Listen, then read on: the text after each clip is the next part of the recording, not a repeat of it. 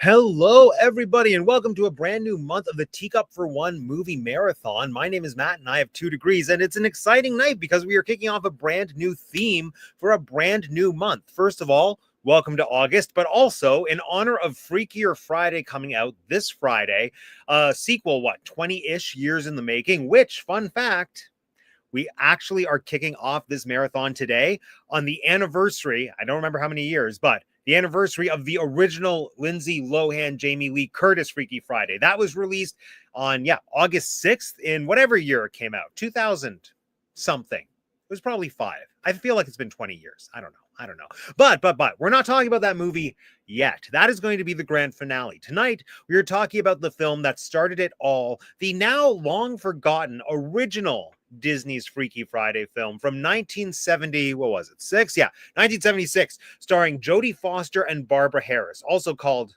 Freaky Friday. Okay, let's see, who do we have here? My mom and my cats. Hello, Matthew. This movie was strange. It was funny because it was so bad. Yes, I appropriately watched this movie with my mother. She did not enjoy it. I liked it. I had a great time. But speaking of a great time, let's bring in Lauren. Look, everybody. Hi. Sorry, Hello. it was a little late. My internet connection decided that it wanted to suck. So. Oh no! You made Yeah, it. You made it on time. I made it. Yes. Welcome, Lauren. Welcome. Thank you for joining us for the kickoff of Body Swap Month. Of I'm course. so excited.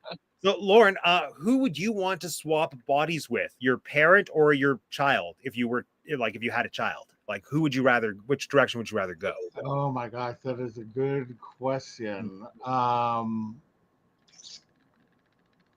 I'd probably body swap with my um probably if I had a child, I probably want to body swap with my child and kind of relive my childhood a little bit. You know, Yeah, see, I'd that's what I thought initially, but I also feel like in some ways I don't want to be a kid again because it was so hard the first time, especially now with technology and not even the fact like social media and everything, but just being younger with technology that is current to them. I feel like I'd be so acutely aware of how out of date I am. right, exactly. As long as it was impermanent. I mean, if it was a day, then That's I could do it. Yeah. true. That's true. Oh, so much to discuss. Speaking of discuss, let's bring in our next guest. Look, everyone, it's Jeanette. Hello. Oh, my name is Yay! Casey. Hi. Welcome. Same question. Would you rather swap with your child or your parent? If I didn't know if it was going to swap back or not, my parent. If I knew that it was going to swap back, my child. Ooh, okay. If I knew it was just a day, my child. But if I was unsure and it was crazy and it was just like, oh my God, what's happening? Then my parent, because my mom, comparatively to my daughter, like really doesn't have as much stress, I don't think. Fair enough. Oh yeah, I guess that's another. Yeah, I think that's also instinctively why I'm like iffy on swapping with a kid right now. I just feel like they have so much stress. Yeah. Also, I know how to talk like my mom. I don't know. Like, I try to use my daughter's lingo, and like I'm getting there. It's kind of close, a Right. little bit maybe, but it's definitely still cringy. It's Actually, I not. feel like that's something that's not explored enough in this movie, and it'll be interesting to see going forward with other movies if it is the whole language barrier with like slang and lingo. I feel like this movie didn't really go that far with it, and I don't know how they were talking in '76. Maybe if there was no slang, there must have been though. I don't know. Martha, Yeah, right. No, they're definitely. But yeah, I'm so excited for this month. Okay, so like I said off air in our chats, I've wanted to do this month for a long time and never felt like there was a reason to until now with the Freaky Friday sequel coming out. But I find these types of movies so strange and so interesting because it's just like it's such a specific niche, but there's so much potential within it just to show, I guess, conceptually what can happen when two people from two different walks of life suddenly have to switch lives, literally, and then just showing sort of the fish out of water element. And I think that concept can be applied to a lot of different age ranges and relationships. which we've kind of programmed into this month. I mean, the parent-child is the most conventional, recognized one, like with Freaky Friday. There is a dad-son version that I didn't put into this because apparently it's not great, but it's from, I think, the 80s, called Vice Versa, with the stepdad from the Santa Claus movies with Judge Reinhold. Oh, okay. Well, I'd be willing to watch that. And He's Fred good. Savage is the kid. Fred Savage is the kid. Oh, well, that sounds pretty okay. Yeah. I could have double featured that with this week. Oh well. But anyway, yeah. So this week is Parents and Children. Next week, we have a double bill for the movie that it'll be interesting to revisit because for a long time I was convinced that this movie was the best body swap movie. It's a little known made for TV film called Wish Upon a Star. And I think I remember thinking it's great. So it'll be fun to revisit that, as well as The Change Up. And those are fun because they're body swap movies between two characters that are the same age and in the same generation, but just living very different types of lives. So that's fun. Third week is body swap applied to horror. So it's Freaky, where a middle-aged male serial killer swaps bodies with his like teenage girl victim. And I know nothing about it, but I think I started that movie and it was really late at night. I didn't I literally just fell asleep because I was exhausted. So I got to finish it. I think so it's not that it was like bad? 5 minutes. No, I think I just saw like 5 minutes of it. It was just because I was tired. Okay, already. That makes sense. But yeah, no, I've been meaning to start it again, so I'm excited about this. Woo! And then we wrap everything up with the new generation's Freaky Friday with the original Lohan Curtis and then the remake. But yeah, outside of conceptually, these movies fascinate me because I think they offer so much from an acting perspective that is very rarely met. I feel like acting in these movies is hardly ever to the level that it should be for them to work. Do we think we could have done Face Off? No, because it's not magic. It's not magic. No, I feel like this concept works uniquely well when it is magic and when it's totally out of the control of the people.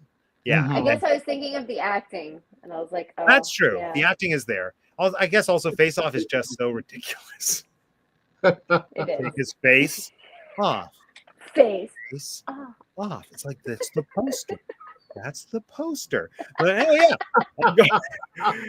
Going forward, I'm curious with all these movies to really zero in on the acting and how good or not good it is, which is something I find really fascinating about this movie, but we'll get there. But yeah, let's talk about it. So welcome to 1976's Freaky Friday, the OG that started it all. Some fun history about Freaky Friday.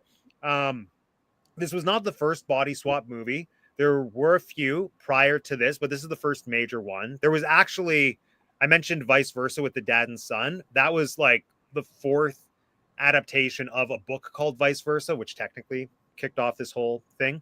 But yeah, there were a few Vice Versas that nobody cared about made in England in like the 30s and as silent films. But this is like really the one that cemented it. And it was based on a book that came out only about 3 or 4 years before the movie, written by Mary Rogers, aka the daughter of Richard Rogers, the like writer of Sound of Music and Oklahoma. Oh, wow. Yeah, I know. She did her own thing and the book's not that good.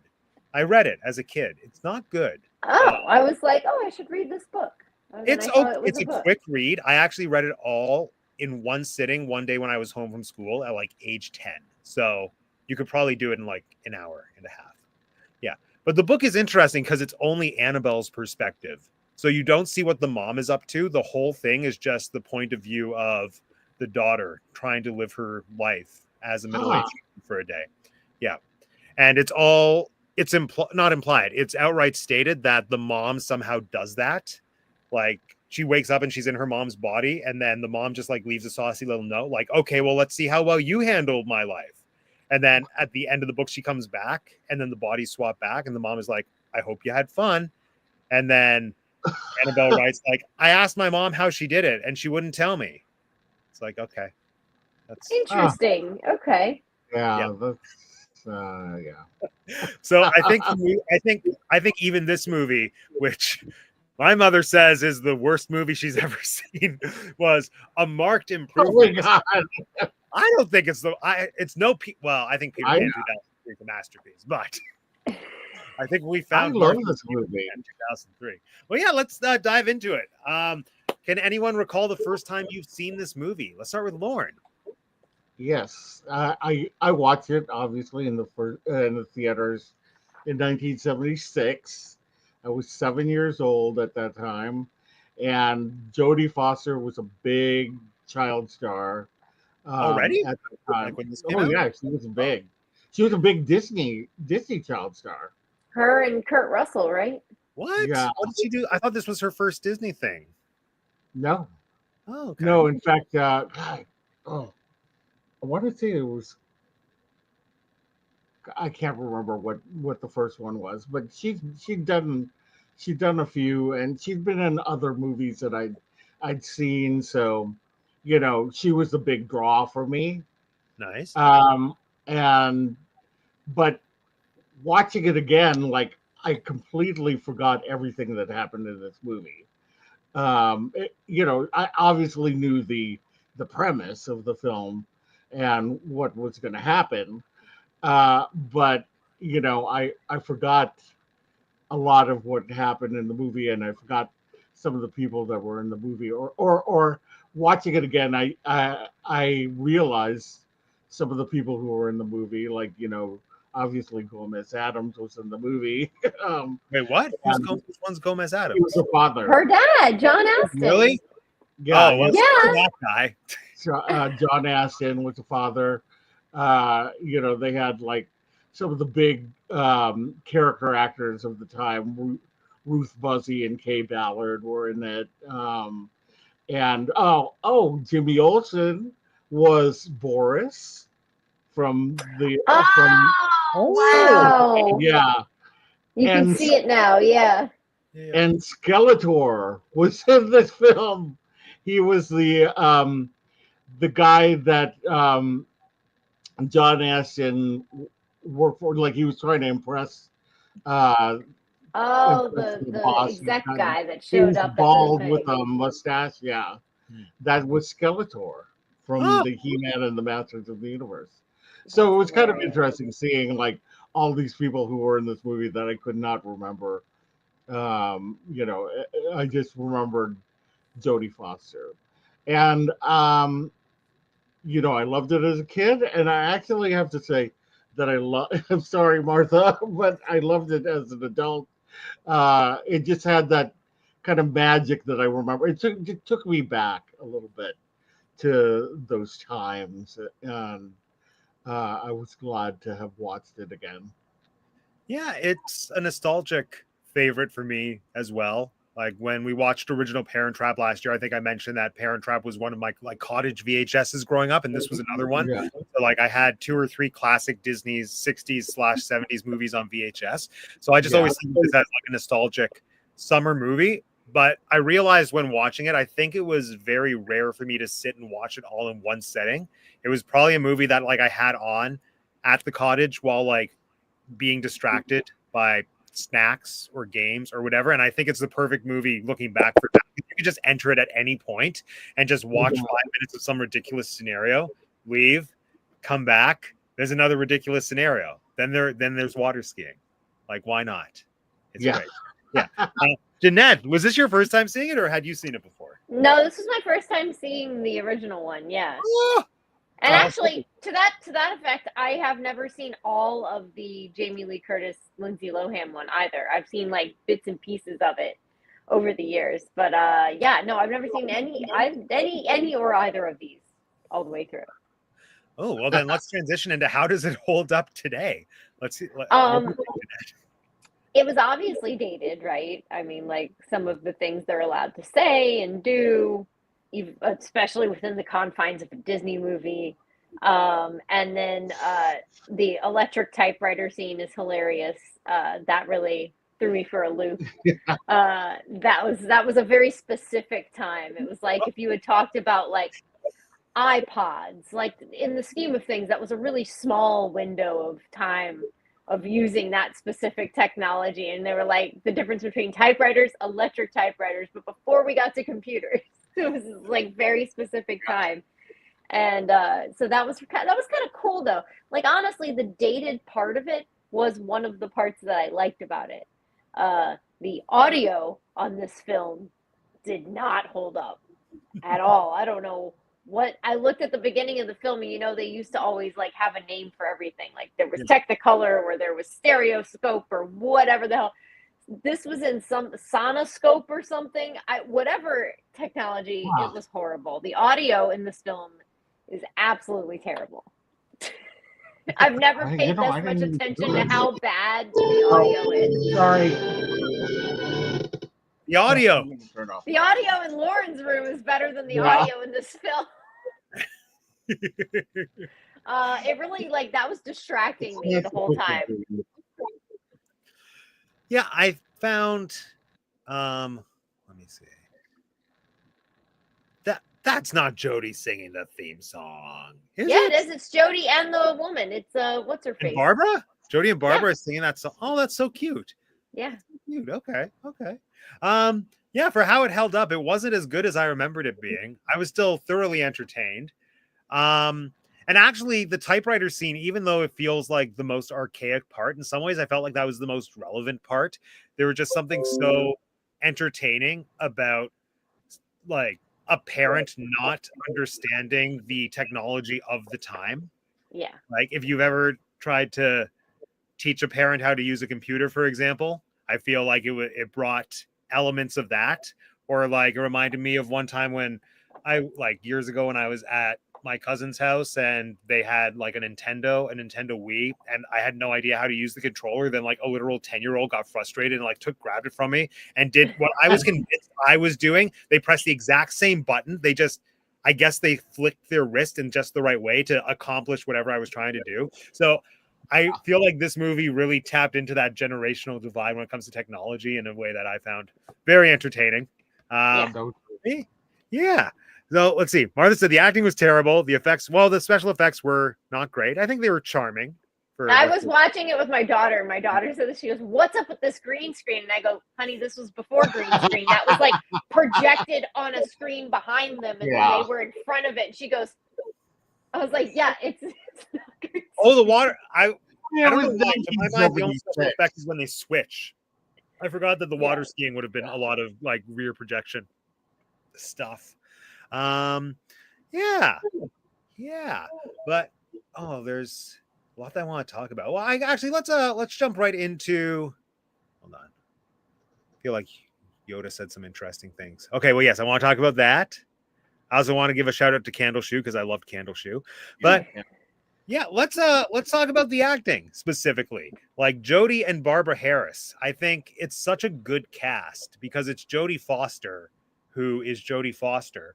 And then Barbara Harris, whose legacy I did not really know or appreciate until very recently, maybe even when Googling in advance for this, but she was one of the founding members of Second City. She's a American comedy / improv queen.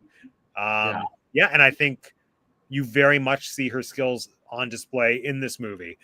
I feel like it's such an interesting casting overall between those two because they cast the most mature adult child they possibly could and the most fun grown woman they possibly could, so that when the switch happens, their vibe is exactly where it should be. But pre-switch, they were just so similar already. I feel like they both have such unique vocal patterns that neither of them imitated when the switch happened, or even prior. Barbara Harris has such a beautiful musicality to her voice where she's constantly going up here and then Jodie Foster's is very clipped and very monotone, both as Annabelle, but then also when she's the mom.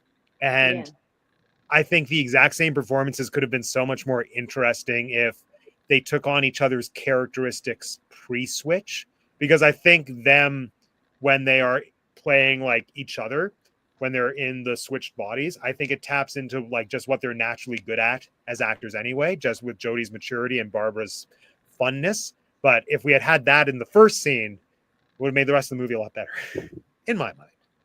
But I thought Barbara Harris. Oh, go. Sorry. I was just saying, what did you two think about those two and the acting? I enjoyed them. I felt that Jodie Foster was a little bit flat, to be honest. I think it was because she didn't really take on, like you said, the characteristics of her mother. You know, she said things that her mother would say, but at the same time, it just felt like Jodie Foster saying it. Barbara Harris, I felt, was a lot more hilarious. Um, Although she played the character as drunk more than she played. Well, and she played all of a sudden. She was like, "I'm gonna get sexy for this guy," and I was I like, know. "But like Jodie Foster's character, like literally would never do that. She's a total tomboy. Like what? I'm so Yeah. confused. Yeah, it was very Although they that, do that that part in confused me. they do that in all of these movies where they switch bodies. Is that there's an element of them not actually being like the character that they're imitating. Like one of the ones that I can think of is Shazam, because Shazam is Oh, right. an adult, but he's actually a kid who says the word Shazam and becomes an adult. Yeah, And I was watching that, and Zach Levi was exactly not the way that that the kid was. yeah, So it was like I think that they always do stuff like that. But she was so funny to me for some reason. Like I just thought that she was hilarious. Like when she was in she was in the meeting with the teacher and the principal, and yeah. she's like sitting like Indian style and on the chair on the couch, and she's just like consoling the teacher. And I don't know, there was just something funny, but it was completely drunk. Yeah, But she that was does gonna give seem. She off. seemed like out of it. I was like, Yeah, this is weird. yeah. But I still thought it was hilarious. Yeah. Yeah, I think she had her moments. She had some really good gold moments, especially just when she was in the house by herself getting overwhelmed.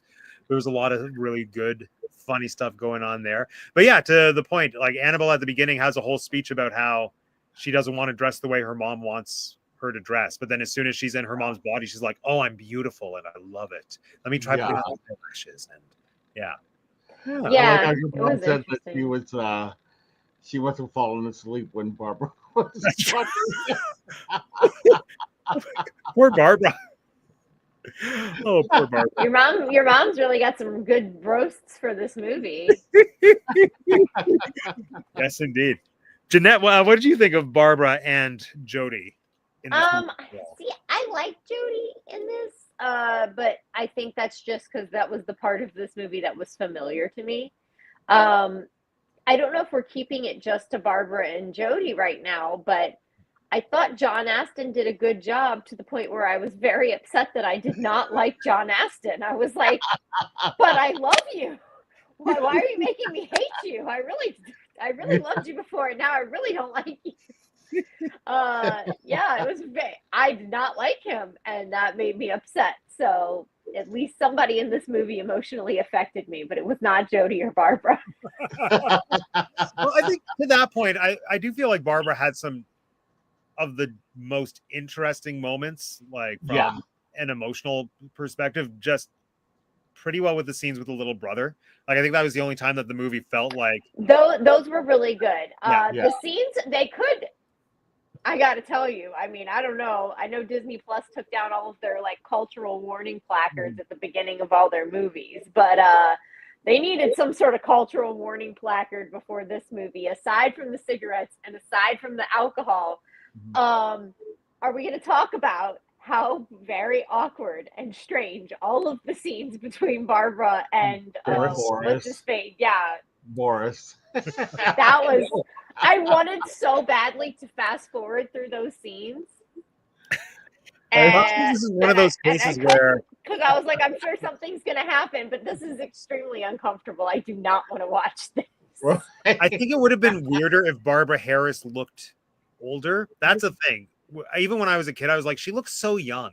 It's hard for me to buy her as like a mid-30s. Not young enough to be talking to that guy. Not that young. Not that young. I So the minute that Boris made that joke about being 38, I was like, oh Yeah. God, make it stop. Please stop talking about it. I think again it goes back to her like performance as drunk. Like it looks like more like a drunk woman. Yeah, like I literally kind of saw seduced. parents of my friends in high school act like that, and they were drunk. I'm like, I don't want to see this. This is so sad. Yeah. And they're not even in high school; they're in middle school. She's 13. My daughter's 13. I'm like, stop talking to this boy. Oh my god! As soon as they did that in the movie, I was like, oh no, we're doing this. We're really doing this. And then they kept going back to it. I was like, oh God, stop going back. I think actually what read to me is really the weirdest thing, which might not be the right thing to be weirded out by, was just how into it Boris was. Yes, that's Yeah. what I'm saying. They like did everything that possible to make it uncomfortable. Yeah. And then the secretary scene. I'm like, can we stop? Can we It's just like I'm so into it. I actually forgot about the secretary scene. I didn't like how much this movie leaned on infidelity. I guess is and age gaps, and it was all very uncomfortable. I'm hoping that the Lindsay Lohan one does not do this. Lindsay Lohan one is very different. From what I remember, because I probably haven't seen it since it first came out, nothing is the same outside of the core concept of like, oh, we switched bodies, which is sort of the case with all these movies. I think a lot of them just take the concept and then give you a bunch of crazy scenarios, and then the slightly better ones will weave some kind of narrative into it. Yeah. Again, I think Wish Upon Yeah. a Star does that, but we'll see next week. It's probably not nearly as good as I remember it being. But yeah, I feel like kind of to that point, a lot of things in this movie have not aged that well. So let's talk a little bit about that. Per Yoda for Mark's thing, archaic stereotypical gender roles. I hated the dad. Yeah, that's what I'm saying. Like John Aston. not But you only know, was that's the way that husbands were back then. not even you just know, as a husband, as a dad. I like honestly the moment that where I was just washing my hands of him was at the end when Mhm. his daughter wife, but either way, this person was very much setting a boundary. Like, I'm not going to water ski. He's like, okay, just hold this thing, go. And then he forces her on the water. In the name of comedy, yes. In the name of morals, no. Even if Right. it was Annabelle, if someone's saying, don't put me on the water skis, you don't put them on the Right. water skis. I know exactly. But what other horrible moments did this dad have in this movie?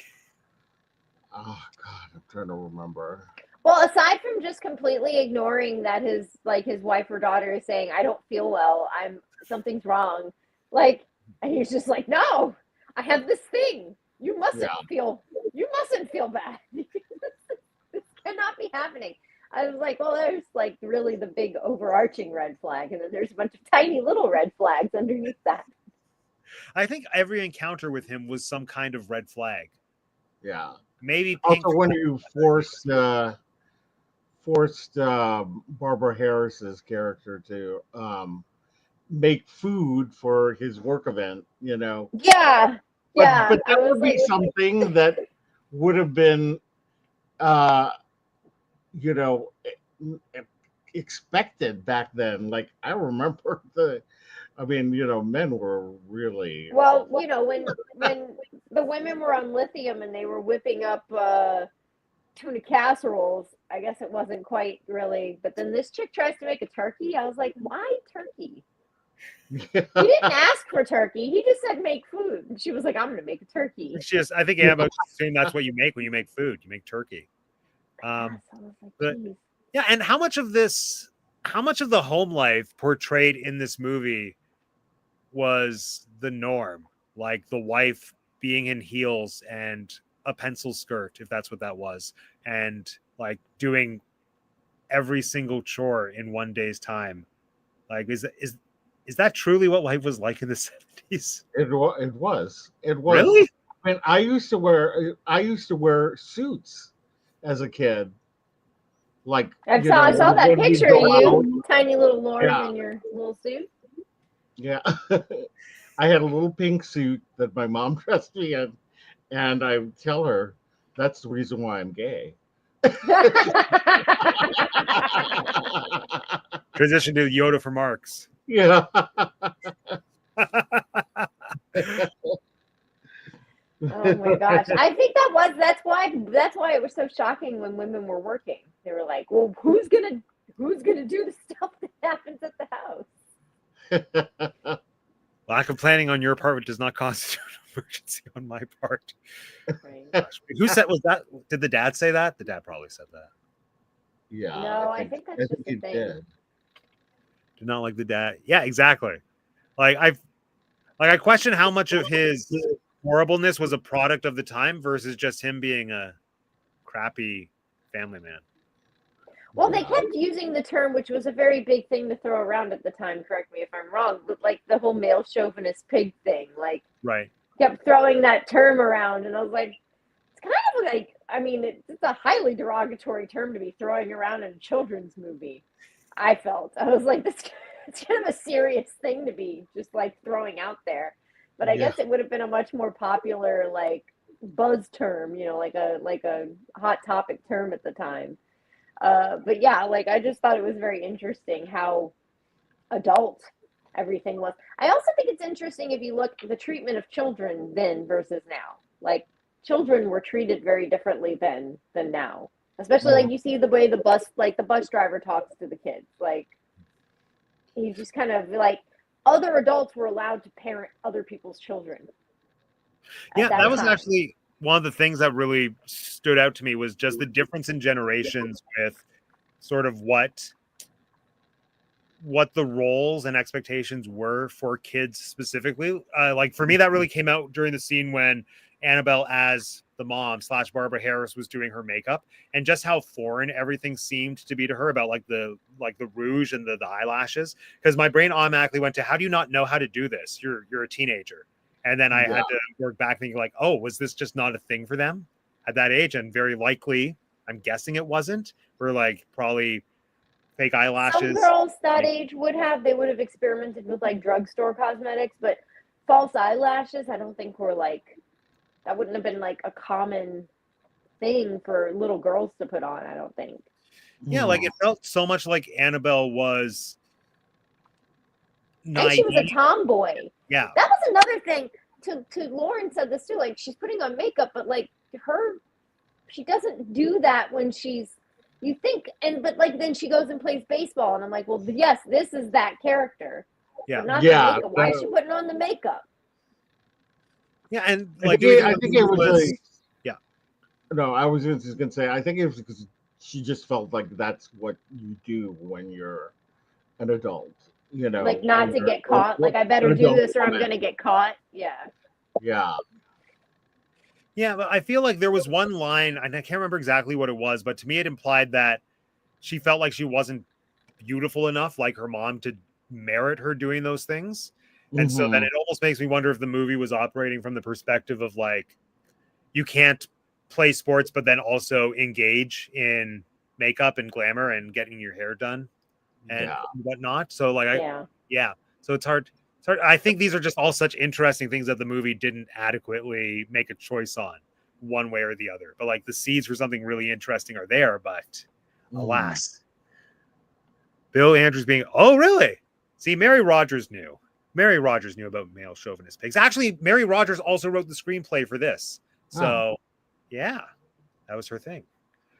Oh, yeah. And then also the boy was peculiar for having a dollhouse in his room. And what was with, what's the boyfriend's name? Is it Bruno?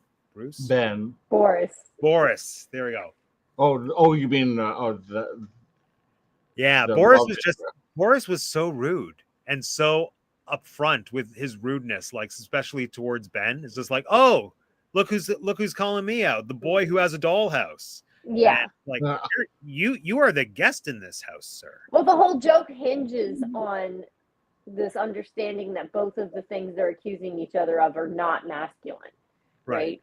So like that there are jokes like that where the whole thing is contingent on this thing being funny. Which, I mean, even as recently as the 90s, there's plenty of jokes that fall flat because of crap like that. Yeah. So So I guess kind of on this topic, I'm curious to know. We'll just hear from everybody. What is the sequence, I guess, or the encounter in this movie that you feel has held up the best, as well as the sequence that you think has held up the worst? Let's start with the worst. Out of all the things that we see in this movie, what do you feel does not hold up well now? I think I already said the one I think doesn't hold up the best. Which one? The Boris and Barbara See, I situation. I was rooting for them. I was like, yeah, get it, Boris. This is how we end up with teacher-student problems, is attitudes like this. Yeah, I agree with Jeanette about the thing that didn't hold up was the little flirtation with Boris. It just seemed kind of creepy and weird, but it was like at the same time I laughed at it because she was just playing it as drunk. Yeah. I think if it had been one joke and you left it alone, it would have been fine, but it's like a number of sequences. Like there's at least 2 or 3 different chunks related to this one, again, hinging on this one thing. Yeah, and it is actually kind of creepy and manipulative from Annabelle's perspective as well, that she's bored and then realizes, oh, I'm in my hot mom's body. Let me flirt with the boy that I have a crush on. And then she calls him Yeah, the whole thing, like every point of this star is extremely creepy. Like I can't even, it's not even a triangle. It is, there's so many bad things about this idea. Except at the end, Boris gets with Annabelle when she's in her proper body, and it's okay. So true love found a way. True love found a way. It's also creepy. And on the flip side, what do you think has aged the best about this movie? What like scene, moment, or encounter? I think it was the moments between Mrs. Andrews, Annabelle as Mrs. Andrews, and Ben, the son. I thought that was the best moments because it was just like, to me, that's where she actually learned something. You know what I mean? More than any other part in the movie.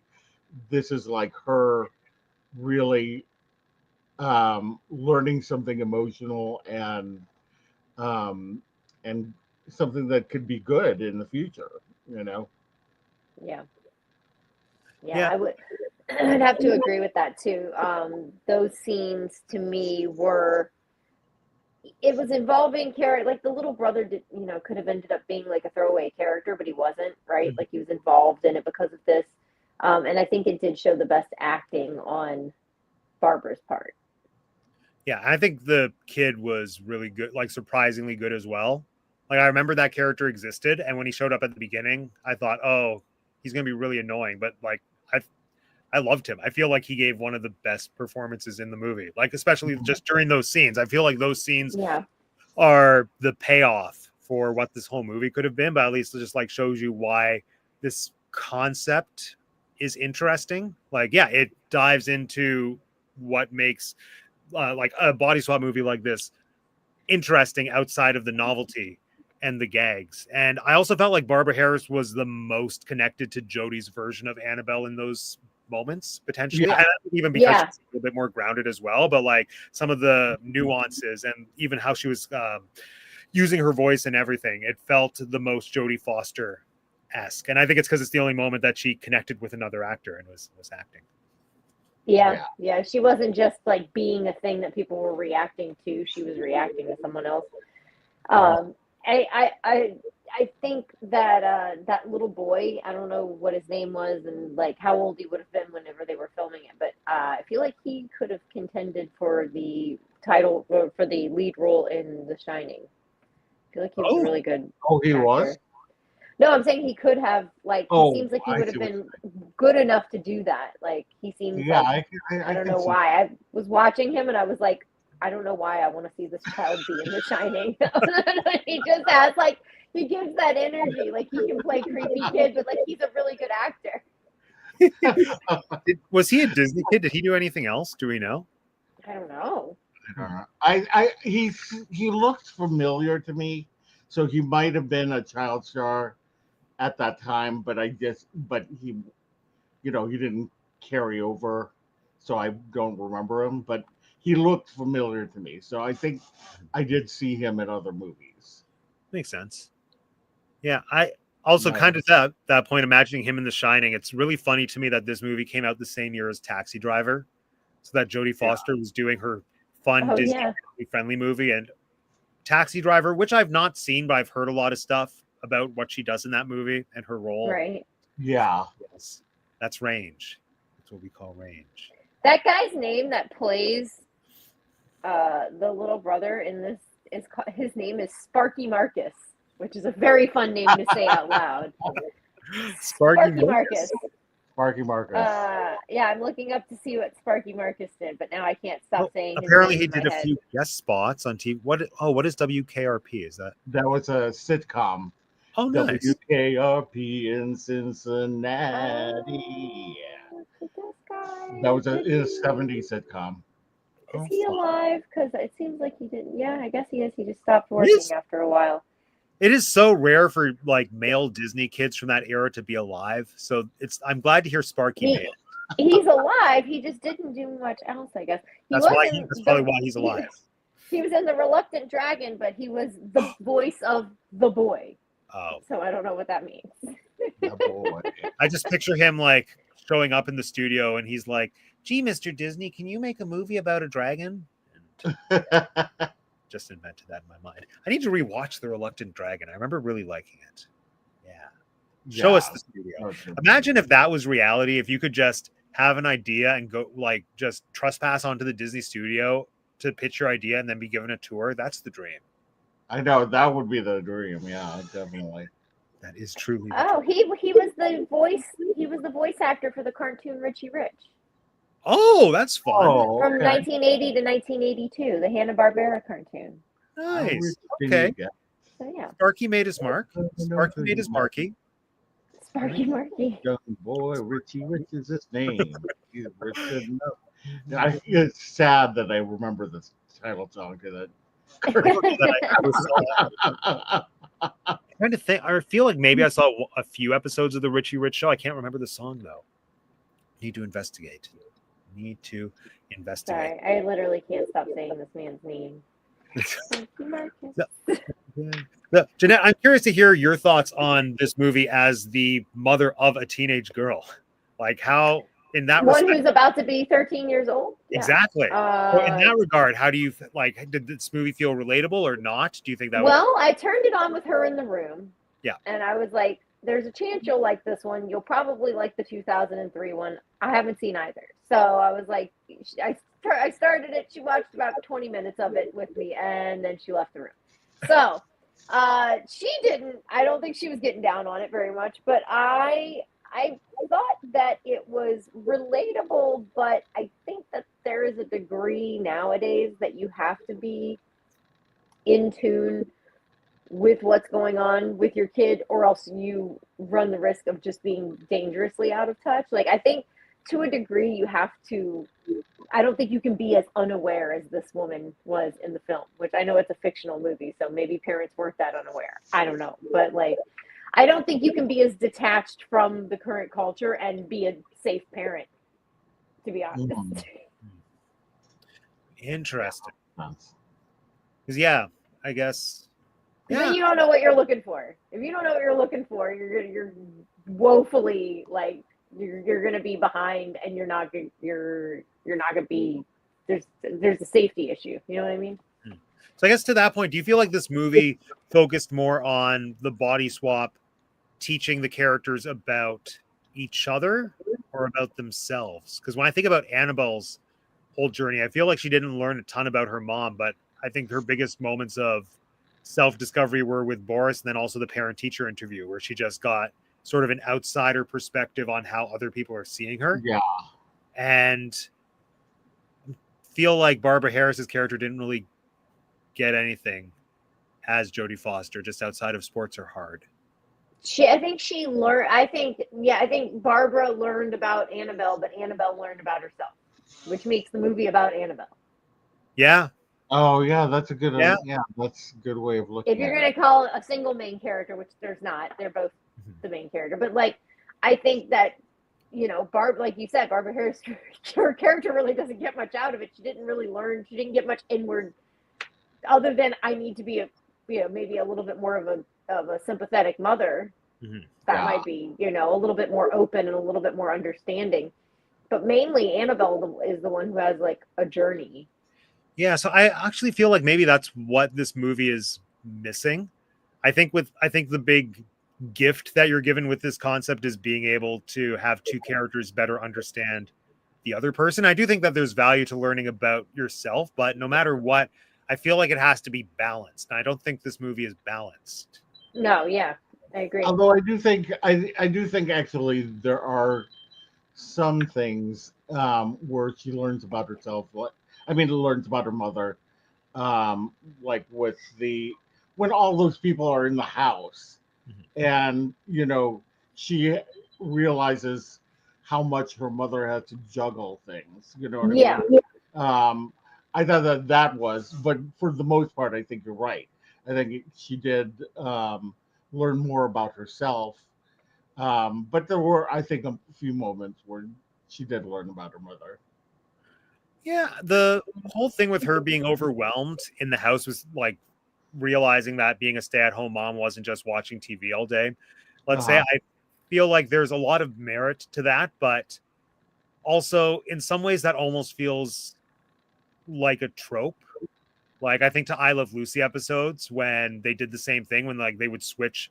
I think the job is like I think the episode is literally called "Switching Jobs" when Lucy and Ethel go to the chocolate factory and Fred and Ricky try to be stay-at-home husbands. Then they realize like, oh, it's so hard to be a homekeeper or Yeah. a homemaker, and there is merit, I think, to that. But I guess also I don't really know the audiences. I just assume that everyone was kind of aware of that and like, do we really need to see it to say that we value those efforts? I don't know. I don't know.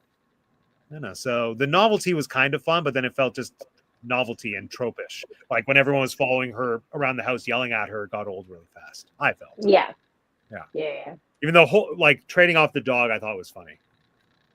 Yeah. Here, will you hold Rover? Yeah. I did too. I thought that was funny. But it's true. Being adults is way easier. Here we are. All right. All right. Well, is there anything else we want to say about this before we do the game? There's not a ton to discuss with this movie because in some ways it's not a very good movie, but also it kind of is. I think it's a cute movie, and I think it's a heartfelt movie. I don't think it's a well-made movie. Well, yeah, it's really interesting But comparing this to Parent Trap, which I do think is a well-made movie from the same time. And like they aesthetically look kind of similar, being from the same. Parent Trap is the '60s, though, isn't it? Oh, Yeah. it technically is. In my mind, they're Parent all Trap was like about a decade earlier. Yeah. So I mean, Disney really was on kind of a downslope at this point. This was a really not great time for the studios in general. Yeah. Oh, wait, Walt had died by this point too, hadn't he? Oh yeah, yeah. He'd been dead 11 years, or Right. 10 to 11 years at this point. Yeah. Because I saw your mom bring something up about budget, and yeah, these were like low. In the 70s, Disney just did these low budget. I mean, like the unidentified flying oddball. I remember that. Cat from All of Outer these like the cat from outer space. That darn Um, cat, the Shaggy dog, those were all done yeah, around the summer. Those were some more successful ones. Like I don't, Hmm. there were a ton that were not successful. Like they were just trying to get anything they could get. Especially in with the yeah, animation studios. I mean, they was not doing yeah, well at this time. So I think it's fair to say that like, yeah, this was a great thing to have in Disney's library, and I'm glad they did it, but it was not an extremely well made movie. yeah. Yeah, which is kind of disappointing to me because it is a childhood favorite. And so to revisit it and for it to not be as good as I remember it being, but still having merit. I think what just disappointed me is that there's so much potential in it, which, like, as we've touched on, it taps into very briefly in moments. And even just in terms of the structure and the way that things are set up, there's so much potential and it's just not lived up to. Instead of giving us more good pseudo, like not dramatic, like people are crying, but like emotionally invested scenes, they dedicated 15 minutes to Barbara Harris on a water thing, Yeah. water skis. I probably have a different perspective just because that film was made for my generation. You know what I mean? Mhm. Like my age, and Yeah. so I have a very nostalgic kind of like it just felt magical to me, even though I totally agree with a lot of what everybody else is saying. But for me, it just felt it felt special to watch it again. I don't know. I don't know why. Yeah. Oh yeah, Yeah. it definitely has the nostalgic factor going for it, which I appreciate, and I also just like it being a time capsule for Jodie and Barbara Harris, who are just equally important and iconic actresses in their own right. Even though I don't think it's the greatest showcase of them, I do think it's a showcase of them at the same time, which is really Mhm. cool. Just especially for Jodie being so young and having had a consistent career up until like even still Yeah. now. Yeah. She seeing was that just she's in Naiad or back, whatever. Yeah. yeah. Oh yeah, she was. See, Jodie just keeps Yeah. going. Yeah. Yeah, and it would have been fun to have her in the Freaky Friday remake. And actually, my mom asked me why she wasn't in the Freaky Friday remake with Lindsay Lohan. And I can't remember for sure, but I think I remember reading an interview with her saying that she didn't feel like there was a role for her that was appropriate. Like Mm. that, Yeah. like her acting style wouldn't really suit By that being. time, And otherwise, like if they did fit her in, it just would have been like gimmicky, and she didn't want to do that, which I respect. Like Jodie, full respect to Jodie. Yes. Yeah. Yeah. Anyway, for tonight's game, it is all inspired by Hollywood mothers and daughters. Yay! Yeah. So, we're going to try a slightly different format. You'll each get to have a turn, basically. So, if you can't get the answer, then it'll roll over to the other person to have an opportunity to steal the point. Let me get Okay. my Okay. scorecard up here. So how it's going to work is I have 10 celebrity mother-daughter pairings. So when it is your turn, you can tell are me these if characters or are these are real life actresses and their Okay. daughters. So when it is your turn, you can tell me if you want me to give you the name of the mother or the daughter, and I will. And then you have to tell me who their respective mother or daughter is. Okay. Yes. Okay. Yes, and they are all, let me double check. Yes, they are all Hollywood actresses. Yeah, for the most part.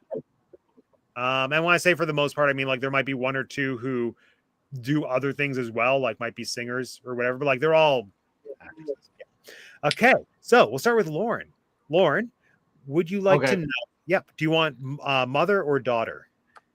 I'm gonna try for mother. Okay, here we go. Goldie Hawn. Who is her celebrity daughter? Oh, Kate Hudson. Very good. You got a point. All right. Yay!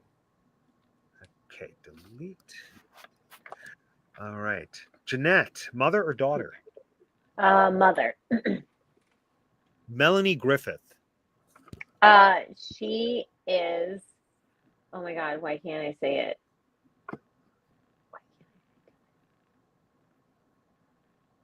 I like had this in my head and now I can't say it. Melanie Griffith. Oh, is it Dakota Johnson? Yes, it is. Yeah. Okay. 50 Shades of Right. Second guessing All right. myself. Lauren, mother or daughter? Okay, I'm gonna go for mother again. Diana Ross. Oh, oh my God, what is her name? I know who it is, but I can't. Something Ellis Ross. Tracy Ellis Ross. Yes. Okay, good. Yep. Jeanette, you. Well done, Jeanette. The only thing I've seen Tracy Ellis Ross in is Black Mirror. What else is she famous for? Blackish. Oh, okay. I need to watch Blackish. Especially if only because I love her. All right. Jeanette, mother or daughter? I'll go mother again. Blythe Danner. Oh Jesus, why did I do that? Oh. Now I don't know. I do know, but like I don't know. It's like I do know. but I can't think of it right now. Is it Gwyneth Paltrow? Yes. Okay. I I'd was like I to know it's a thank my tall, mother, skinny. Gwyneth. It's a tall, skinny blonde. Who's this tall, skinny blonde in my head? Either her or Cameron Diaz. In my mind, they're the same person. I'll never get over that. Okay. Lauren, mother or daughter? I'm gonna go mother again. Janet Leigh. Oh, Jamie Lee Curtis. Correct. You're both so good at this game. I thought this would be hard. Okay. Jeanette, mother or daughter? You know what? Let me throw myself a curveball. Let's try daughter this time. Isabella Rossellini. Oh Jesus, why'd I do that? Jesus. Was her mother like a silent movie star or something? He's like, yeah, maybe. Oh, geez. I can't remember. Mary Pickford. She's Canadian, but no. Lauren? I believe that it was Grace Kelly. No, you're very close. But Oh no. Oh God. Oh my God. If you could say it, I'll give you the point. I wonder if I'd even known if you told me the mother. Ingrid Bergman. Yes, Ingrid Bergman. Oh, okay. I was No, like, I would not have known that one. Yeah. All right. Lauren, mother or daughter? I'm gonna go mother once again. Debbie Reynolds. Oh, Carrie Fisher. Correct. We love her. Okay. Jeanette, mother or daughter?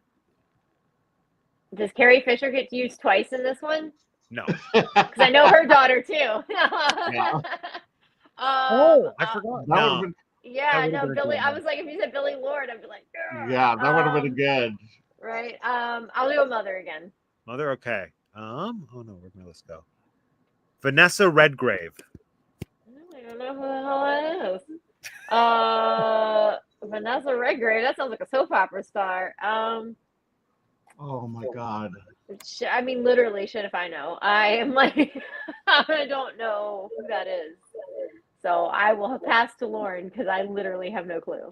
Lauren, Oh, it's like you have two options basically. Like she had two acting daughters. Has two. Well, no, had. Lynn Redgrave. No, that's her sister. That's her sister. Yeah. I want to say that it's like Natasha something, but I can't remember. Ooh. Okay. We were looking for either Jolie or Natasha Richardson. Natasha Richardson. I knew it. Of Parent Trap. Yeah, that's right. She Yes. was in Parent Trap. I knew it was Natasha something, but I knew that it would never get the last name. So that's why I had to go. It's all good. All right. Wait, Lauren, is it your turn? It's your turn, right? Yeah, Yeah. I passed to him for you. Mother or Okay. daughter? Again, mother. Tippi Hedren or Hedren. That's Melanie Griffith. Correct. Yeah, I was like, wait, this is somebody else we already had. We did have, yes, she was the one repeat. All right. Jeanette, mother or daughter? Mommy or daughter? Mother? Uma Thurman. What is it? Uma Thurman. Oh, Maya Hawke. Oh. Correct. There we go. All right. Let's tally up the points. I have not come up with a bonus question yet. We'll see what happens. Sorry, I ruined Billy Lord for you. Hey, Lauren, you have 6. Jeanette, you have 3. Okay. How many points do we want to wager? Me? Was that All. 3? Yeah, all. All? Okay.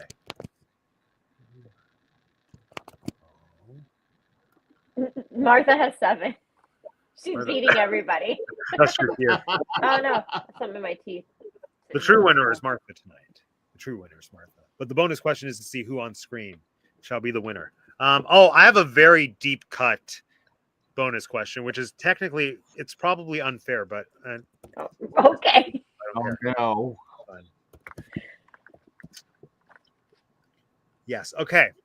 So Disney has made a bunch of Freaky Friday movies, if you didn't know, outside of the ones that we know about. This one, the remake. But in between that, there have been 2 made-for-TV Freaky Friday movies. One of them is a musical.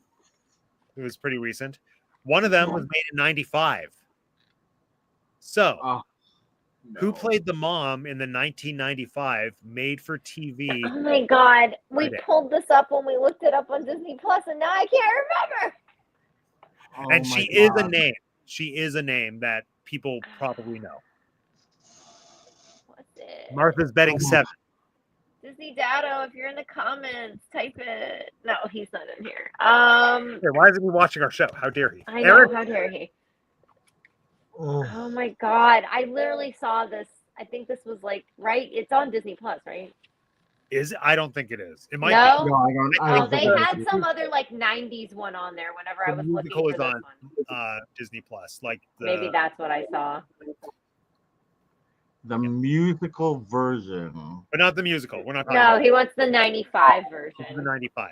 95. Yeah. 95. Who's the mother in the 95 one? Jesus. I don't know. If you want a hint, she played a very famous TV mom in a reboot of a Like classic. a reboot? Yeah. Shelley Long? Yes, Shelley Long. Oh my God! Oh my God! That was totally. What?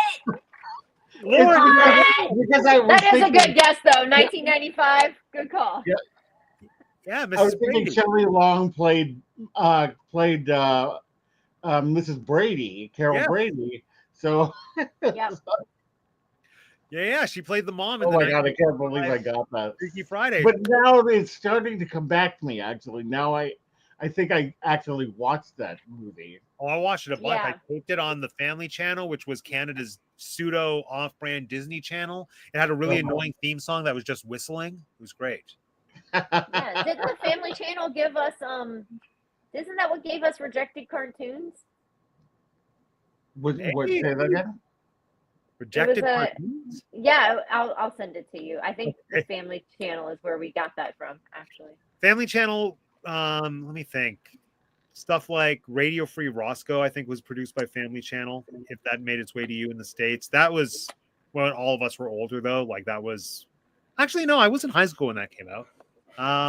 What's another one? Like, there's a dance show that's kind of like Glee, but for kids who dance. I think it's called The Next Step. I'm fairly certain that that's a Family Channel production as well. Oh, If you watch certain episodes, I might be in the background of them. Just throwing that out there. By that, I am in the background of at least 2 episodes. And one of them, I'm in a Mexican restaurant in Miami, even though it was like downtown Toronto. And I'm behind the main girl. It's the case with most movies, right? It's Actually- Toronto. I actually, Yoda, if you're watching, I challenge you, Yoda, for Mark. Find a screenshot of me in The Next Step, eating in the background of a fake Miami restaurant. The episode has to do with a girl who can't pay the tab, and so she has to wash dishes. And then I'm like a patron who's trying to not pay attention and just eat his food. I'm wearing like a blue checkered shirt. Find it, Yoda, for Mark. I feel like you will. All right. There we go, everyone. Freaky Friday, 1976. Done. I'm excited for the yay. I'm excited to see if that movie that I love so much from my childhood is actually good or if it's absolute trash. We'll see. But What is it on? it's on YouTube actually. The whole thing. Wish Oh, Upon okay. a Oh, Star. Wish Upon a Star? Yeah, but if It you just- wasn't a Disney Channel original? it was broadcast on Disney Channel, but seemingly not produced by Disney Channel. So Disney Oh, doesn't so own it. probably not on Disney Plus. No, Yeah. it's definitely not on Disney Plus. But it is very easy to find. And Katherine Heigl is in it. She's one of the girls, one of the main girls. Yes. And Yes. so, and the other Oh. girl is known too. Who's the other Oh, she's young like a girl? horror movie actress. The other She's one. in something. Yeah, I know her from somewhere. But yeah. And then And the what's change the up. other movie we're watching again? The change up with Ryan Reynolds and Jason Bateman. And that's on. I don't know actually, but I suspect it I'll look must it be up. like on a Netflix or something. Like it's pretty new and it's Follow one of along, those- everybody. Where's my phone? Yeah. So yeah, join us next week, friends, because we're going to discuss 2 very different yet very similar movies. Because again, it's body swapping, but for people that are the same age, one of them is a very sanitized, cute, made-for-TV family movie. one of them decided, let's take the concept of a body swap movie and make it as raunchy as we possibly can, because no one has done that yet. Of course. And also, I think Change Up is one of the very few body swap movies where it's two guys. Like, I think it's usually women who are the center points in these movies. So, like, that'll just be an interesting comparison as well. But we'll see next week. So there we are. So it's that time, everyone. Give us your final thoughts. Tell us who you are, where we can find you, and anything else you want us to know. We'll start with Lauren. All right. Well, my final thoughts were that I love the film. Even though it is, completely dated. I just lived in that time period. But as for where you can find me on Lauren's Toy Box on YouTube, also on TikTok, Instagram, Threads, Blue Sky, and Lemonade. So you can find me Lauren's Toy Box altogether, LORENSTOYBOX. Woo! Thank you, Lauren. Hello. So my final thoughts are I still love Jodie Foster. We all have to come from somewhere. And this was a great starting point. So it was okay. I'm glad I did it. I'm always happy to watch an old Disney film, even though I don't usually do it on my own. So I'm excited for this whole month though. And you can find me here. You can find me here next week. You can find me at TinkerJ787 on Instagram. You can find me on We Like Theme Parks podcast, I think, one day, sometime. Oh yeah, we recorded an episode. Where is it? We did. Stay tuned after this, and I'll tell you. I think. Okay. All right, yay! Hi, Jeanette. And this is my channel. So if you're watching, thank you. If you're not subscribed, please do so. Leave a comment. Leaving comments on these videos helps. So, and I very rarely remember to remind people. So yes, please, if you're watching, just leave a permanent comment, like not in the side chat. We love that. But when the video's up, leave a perma comment, because why not? Join us next week, because we're going to do a double feature, Wish Upon a Star / The Change Up. Keep an eye on the channel. I promise you one day the Evolution of Dorothy video will happen. I had a breakthrough and I wrote a good chunk of it this week. So maybe that'll keep happening. Otherwise, Matt, 2 degrees, teacup for 1. Thank you. See you next week. How do you end this? Straight.